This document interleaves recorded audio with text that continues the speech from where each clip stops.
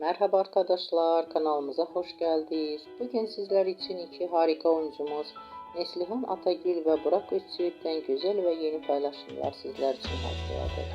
Onlar Kara Sevda dizisinde birlikte rol almış ve herkes tarafından çok beğenilmişti. Biz de sizler için onların güzel fotolarını hazırladık.